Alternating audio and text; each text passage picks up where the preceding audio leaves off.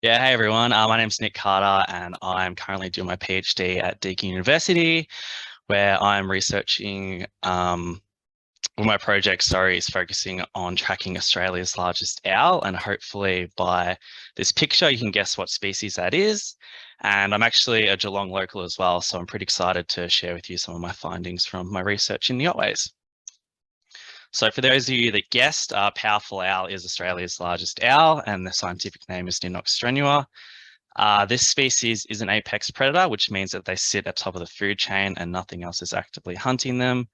They are quite a territorial species, so they hold large year-round territories, which means that only two adults um, occur in a territory.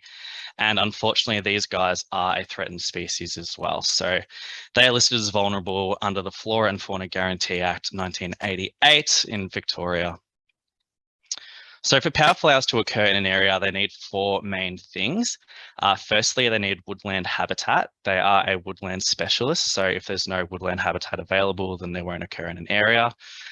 Secondly, they need a suitable prey base so they can eat and live. And as you can see in this photo, they do like a good tasty possum. Thirdly, they need roosting trees, which is where they sleep and rest during the day. And fourth, they need large hollow bearing nest trees where to allow them to breed. Where if there was no large hollows available, then they're unable to breed and raise the next generation of owlets. So we know that these are the four things the powerful owls need, but the owls are nocturnal. They are very elusive and they're also very highly mobile. So three big challenges with powerful owls, which makes them extremely difficult to research and detect, which leads to a massive lack of knowledge of where these territories are actually occurring in our environments, how many territories are there, so what's our populations, and where are these important resource locations. So where are their roosting and nesting sites and their core ranges that they depend on so much. And as we all know, habitat loss isn't stopping anytime soon, especially of our woodland habitats and large hollow bearing trees. So these three things combined make it extremely difficult for land managers to undertake conservation strategies to protect the owls and their habitat, as well as for industry to undertake appropriate impact assessments and identify ways that they can mitigate those impacts or disturbances to the owls, especially when habitat removal is proposed. So that's where our research comes in play. The Deakin Uni Powerful Owl research team has been tracking powerful owls in Victoria since 2016, and we have identified this as the best way to see what the birds are getting up to, not only to see where they're flying at nighttime, but also to identify where those habitat values are during the day, such as those roosting and nesting trees.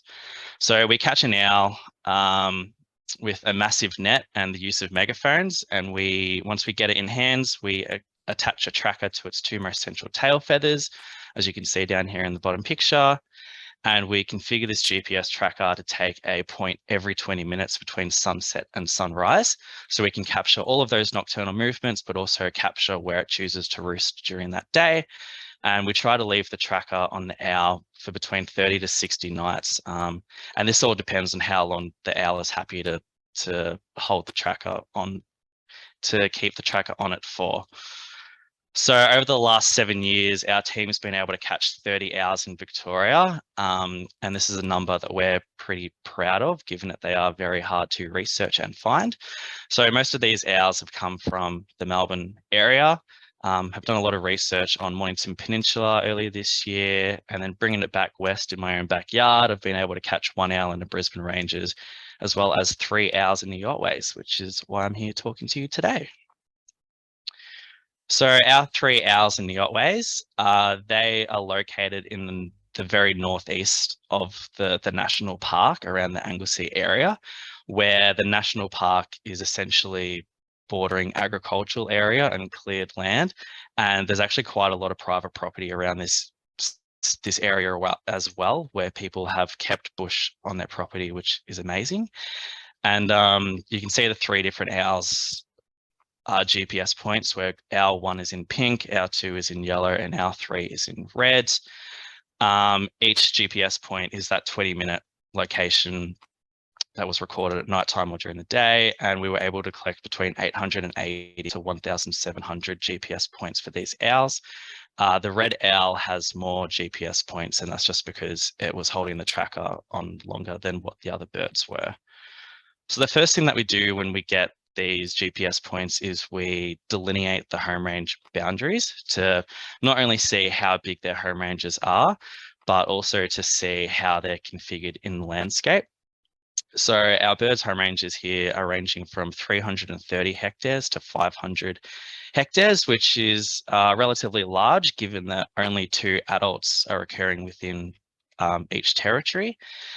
This was a very interesting finding to me because I was expecting them to be larger. The literature does say that powerful owls that occur in more of these forested environments where there's more habitat available and it's more connected, that their territories could be over 1,000 hectares. And these territories here are about half of that. And they actually resemble similar sizes to birds that we've caught in Mornington Peninsula and Melbourne as well. So yeah, it was a very interesting finding, the hectareage size. And it's really nice seeing how the home ranges are actually configured in the landscape, because you can see here that the birds, they're trying to include as much forest cover as possible, which makes sense because they're a woodland specialist, whilst also trying to exclude as much as that agriculture and cleared land, because there's just no value for them there at all. So they're not going to find roosting trees there or nesting trees, and there's unlikely to be any possums out there as well. So that's why they're avoiding these places. And if you see for the orange and the red owl, there's some housing in here representative of private land where people have kept kept bush on their land, which has allowed the owls to use that space where they're either roosting or foraging or just going for a bit of an explore. Another thing that we do with our GPS data is we see how they're actually flying through their environments and home ranges. So we can see if there's any places that they're visiting quite frequently, or if there's any wildlife corridors that they're using to get from point A to point B. So this animation shows the flight paths of our 3 owls. The pink and the yellow owl, they were caught about a day apart from each other, so that's why they started the same time. And the red owl was caught a week later, so that's why it started a little bit later. But you can see in the white path shows where they've been through their tracking period. And over time, you can eventually see these clusters forming where the owls are visiting quite frequently, which is representative of their core range. So places that they like hanging out during the day where they're roosting, or there might be some really good possum abundance there or something, so they're happy to keep going to those places. And even though these owls are neighboring pairs, you can actually see there's quite their territories are quite distinct and relatively separate from each other. Especially those big white clustering spaces where their roosting or their core range is, where they want to be really territorial over that and not share that space with any other owls besides their partner. Whereas towards the peripheries of their home range, where they're making these big movements, that's likely where they are foraging, or they're just going for a bit of explore to see what's in that part of the world, where they might have some overlap with their neighboring owl because they're not visiting that space as frequently, so they're a bit more happy to share that space with their neighbor. And this is something that we've seen with our Melbourne owls as well, that are right next to each other.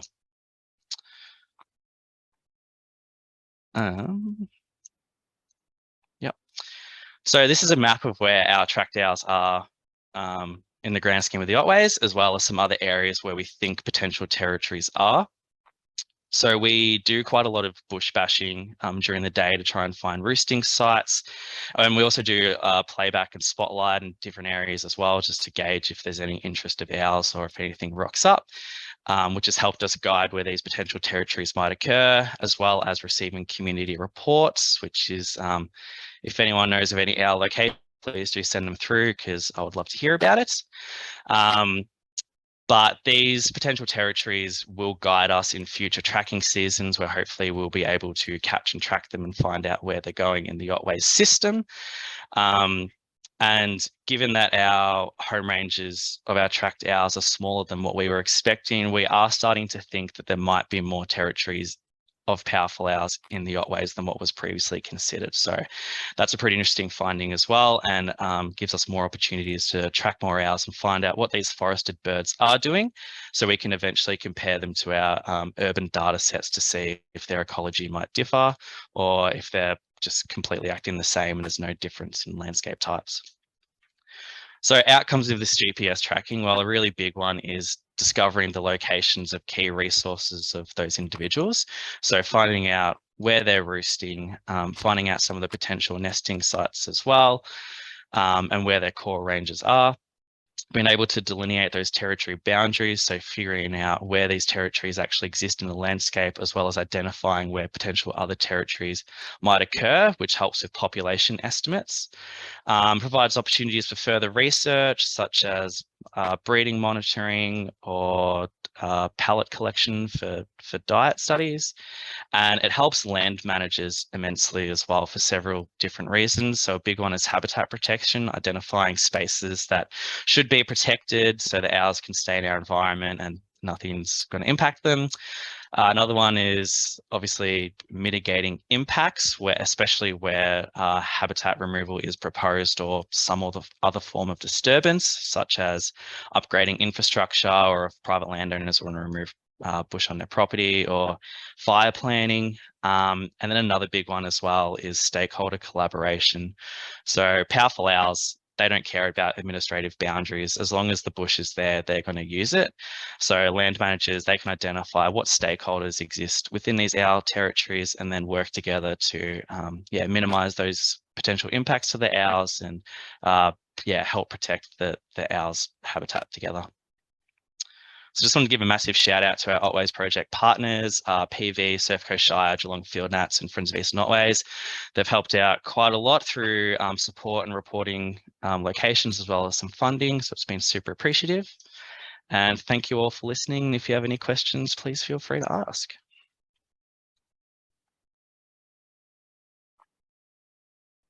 Thanks, Nick. So very, very cool. How close do you need to get in terms of a location where roosters start trapping? Because I'd like you to come further west, please. I'd love to. Usually we try and set up a net at about 50 meters away from the roost site. So we're not impacting any roost behaviors, but we're close enough to increase our chance of catching them. So we just try and triangulate from areas where we hear them to find a roost and then direct you to it. Is that the idea? Yes, please. That'll be amazing.